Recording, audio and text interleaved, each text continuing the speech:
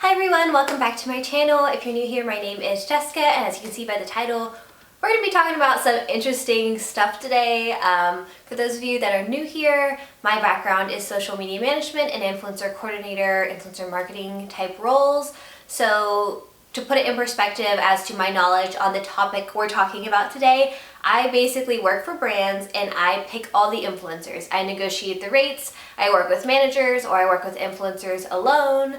I know how much they're worth, I know how much engagement I can get, I know the conversion rates, all of that kind of stuff. I've been doing it for years and years and years. So I get a lot of questions about today's topic in particular, so hopefully this is helpful for y'all. I think it's kind of useful information. I see a lot of young girls trying to build followings the wrong way, and just from a business perspective, it just isn't, like, what's the point of putting in all the work and working hard if it's not going to have any longevity, really? If you enjoyed today's video, please be sure to give it a big thumbs up and hit the subscribe button down below if you want to stick around for more. And if you have any other suggestions in this little category, please let me know, because I could go on for hours and hours. So without further ado, let's just get into it. So when it comes to women that post sexier pictures online, if you just want to do that to help with your self-confidence and to feel sexy, totally go for it. Like, I'm not here to judge you at all. This video is not meant for me to be like, oh, shaming like women that do post photos like that. This is just on the business side of it, like what's gonna happen or what's not gonna happen if you continue down that path. This is more food for thought type of information from a business perspective. This is not like trying to shame women that do post more revealing photos whatsoever. Like, I think y'all are gorgeous, you do you. I'm just telling you from a business stance. If you're posting revealing photos all of the time, you're gonna build more of a male-focused audience. And in terms of like the quality of an audience, it is much harder for women to gain a women following. Just like any man can compliment a woman, but when a girl compliments another girl, you're just like, whoa, like, I don't know, it's just a little bit different. And that's the same thing with Instagram followings or YouTube followings. If you're just gonna be posting like scandalous pictures all the time, you're gonna attract a lot of men, and that is just not good for business, and I probably will not hire you usually, unless it's like a CBD company, a skinny fit tea company, a protein company. There's like a few exceptions to the rules, but a lot of the big money and the bigger contracts are not in male followings if you're a woman anyway. I see it time and time again. Brands will hire these influencers that have all male followings and they get extremely low conversions, and then they come to me and say influencer marketing doesn't work. And that's when I have to explain to them, it does work, you just didn't know how to scout influencers properly, because there's like a whole process that goes into how to find the right influencer for your brand. So if you do have an all-male following, or you're continuing to build an all-male following and you are a female, you're going to have lower conversions. People are not going to work with you as much. At least the smart brands. I will say, a lot of brands are new to this business and they don't understand it properly, and that is why you see like really random ads sometimes, like Discover Card or McDonald's are like working with the wrong people all the time, and I'm just like, no, like they're just doing it wrong, which happens all the time. I mean, I get it. There's not very many people out there that do know influencer marketing at like such a higher level, except kind of in the beauty industry they know it at a higher level, and some parts of the fitness industry they do. But yeah, you'll see random like mainstream people starting to realize influencers are valuable, or they hear influencer marketing is valuable and they just start throwing money at the wall, and that is why you might see like random ads sometimes appearing on your feed. If you create a following based on all males, your audience is mostly going to be only interested in your appearance rather than what's on the inside or your story. So if you are a YouTuber, you automatically convert higher if you are a YouTuber, fun fact. But if you are a YouTuber, most of your content is going to be about you usually, and people are going to want to see that and follow that. If you're just posting bikini photos all the time or revealing photos all the time, people are going to care less about what's on the inside, and that is actually what attracts an audience. That's what builds those die-hard fans and those higher conversions, and that's what brands want to work with, or who brands want to work with, rather. I have a bunch of friends that are in this category where they're just kind of stuck. Like, they have great personalities and they show it once in a while online, but for the most part they're posting very revealing photos, and then, you know, their audience is kind of stuck, it's kind of stagnant. If you're one of those people that see hundreds of influencers making millions of dollars online right now and you're trying to get into this industry, the easiest, cheapest way to build a following is by, you know, showing your body. But brands are going to work with you less. There's going to be less longevity in that because brands are getting smarter. Before, brands didn't know anything. They're just working with anyone and everyone. Nowadays, they're getting smarter and smarter. Granted, some of these bigger corporations just still don't understand it, I've noticed. But most of the brands that are built on social media or utilize social media a lot are starting to understand it more. As years go by, the brands are going to get more and more strict and you're going to get less and less sponsorships. I've seen it happen. I see so many influencers complaining about it nowadays.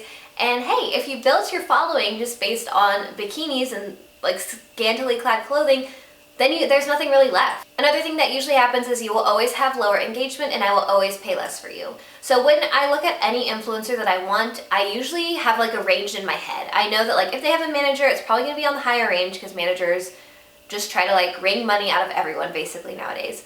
But if they don't have a manager, I might be able to get it at the lower rate, but I will pay anything in between that range. Now, not everyone operates by this mentality. It's just something I go into negotiating, like knowing, like, oh, I'm willing to pay this much, not this much. If, say, someone at my brand loves you and really wants to work with you, hey, that happens sometimes where like someone owns the brand, they're obsessed with some model or some random celebrity, and they really want to work with them.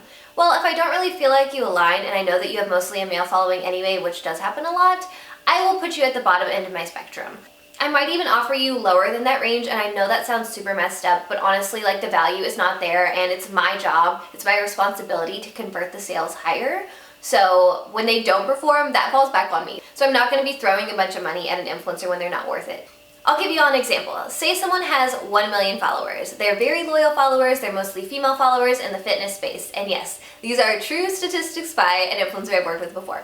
I would pay that influencer between 10 and 15 grand for one post. However, if you have 1 million followers and you have a mostly male following, you have lower engagement because of it, which is usually the case, I might give you $1,000. So that's how big of a difference. And I know influencers that accept $1,000 that have 1 million followers.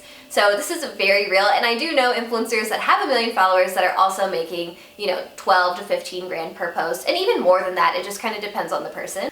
I did want to say, when I'm talking about like these scantily clad clothing types of looks, there are different ways you can handle this. There are the girls that kind of like, stick out their butt, really Photoshop their photos. They're sponsored by like Bang Energy, an example, because that guy is like so creepy that owns that company. That is the category that's kind of like an all-male following. Then you have these people like Ali Otten. I don't know if I'm pronouncing her name right, but I think she's so gorgeous. She's from Australia, and yes, she does, have a lot of bikini pictures and stuff like that, but that is a different area you can go in because then you're targeting more women with the fashion behind it, and it's not as threatening towards women. Women don't want to follow these girls that are like push-up bras in their face and all this kind of stuff, but women that are in this category that's like White Box Boutique, Oh Polly, Meshki, women love to follow those accounts. That's kind of the exception to the rule. And then there's also the fitness girls, the true fitness girls that, yes, they do show like their abs and their butt or whatever, but it's all about like the fitness, the love of it, the activewear, as opposed to like promoting Monster Energy and Bang Energy and Skinny Tea and like all of these other random brands. Like, those are the two exceptions. So I just want to make that clear that I'm not just like calling out all women that post bikini photos, because I post bikini photos too, but it is just like a completely different thing when it's very sexualized. And an easy tip, by the way, to make it less sexualized is to smile, because then it makes it more commercial.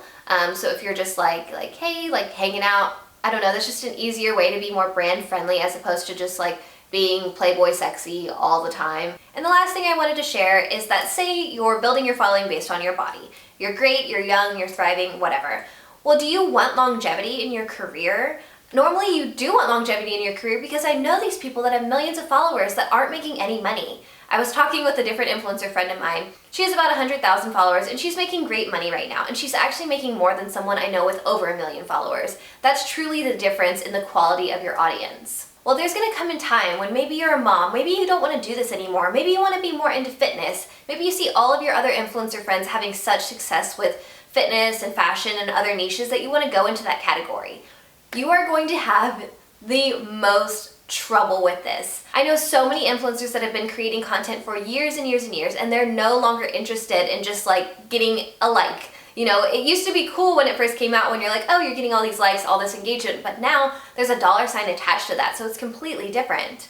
So if you're building your following like this, it's going to be extremely difficult to transition into anything else you want to do. Say you want to start a family, say you get married, have a kid. Do you still want to be posting photos like that later on down the road? Will that still be an accurate representation of you? Maybe not.